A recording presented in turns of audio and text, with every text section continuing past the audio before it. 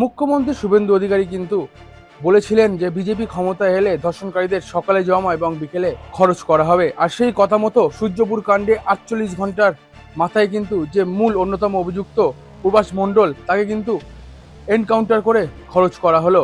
এবং যেহেতু মুখ্যমন্ত্রী শুভেন্দু অধিকারী সেই কথা বলেছিলেন, আর সেই কথা মতোই 48 ঘন্টার মাথায় খরচ হলো প্রভাস মণ্ডল।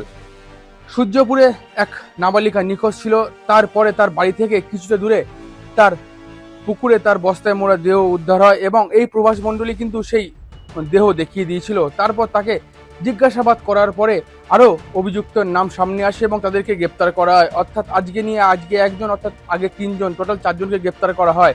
কিন্তু গতকাল রাতে যখন প্রভাস মণ্ডলকে নিয়ে যে ওই ঘটনার যে পুনর্নির্মাণ, সেই পুনর্নির্মাণ করতে যাওয়া হয়, তখন কিন্তু এক পুলিশ কর্মী রাত থেকে রিভলভার কাছ থেকে তিনি রিভলভার ছিনিয়ে নেন এবং নিয়ে পালানোর চেষ্টা করেন। তারপরে সেই পুলিশ কর্মীর দের দিকে কিন্তু তিনি গুলি চালান এক রাউন্ড। তারপরে পুলিশ কর্মী আত্মরক্ষার্থে কিন্তু সেই প্রভাস মণ্ডলের দিকে গুলি চালায় এবং সেই পুলিশের গুলিতে আহত হয় প্রভাস মণ্ডল।